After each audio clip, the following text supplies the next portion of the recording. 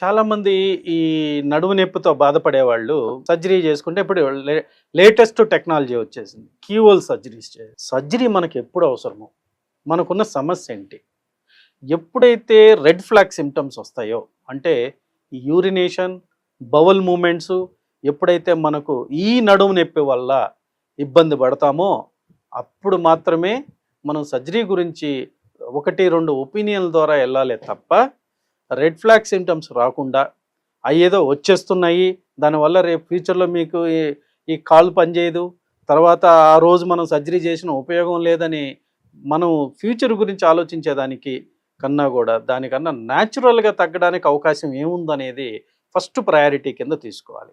Surgery ఈ మెకానికల్గా damage అయిన lower బ్యాక్ని మాత్రం మనం ఖచ్చితంగా ఆలోచించుకొని దాన్ని న్యాచురల్గా ఎలా బిల్డ్ చేసుకోవాలి, దాన్ని రాకుండా చూసుకోవడానికి ఏ విధంగా చూసుకోవాలి, మనకున్న దాని యొక్క స్ట్రెంగ్త్, మన కండరాల యొక్క బలం అసెస్ చేసుకొని కనుక చేయగలిగితే సర్జరీ లేకుండానే ఇవి న్యాచురల్గా పర్మనెంట్గా తగ్గడానికి అవకాశం ఉంటాయి. అంతే తప్ప ఇమ్మీడియట్లీగా రేపేదో అయిపోతుంది అని మనం వెళ్ళి సర్జరీకి అటెండ్ అయితే సర్జరీ వల్ల వచ్చే కాంప్లికేషన్స్ చాలా సివియర్గా ఉంటాయి. కాలంతా మంట పుట్టడం, ఫుట్ డ్రాప్ అవటము, ఇలాంటివి పోస్ట్ సర్జికల్ కాంప్లికేషన్స్ మళ్ళీ రెక్టిఫై అవ్వడానికి కూడా కుదరదన్నంత సమస్యగా తయారవుతుంది. అందువల్ల సర్జరీ ఎప్పుడు కూడాను నేను ఇందాక చెప్పినట్టు రెడ్ ఫ్లాగ్ సిమ్టమ్స్, అది కూడా ఏదన్నా మెడికల్ కాజ్ అయ్యి ఉండాలి.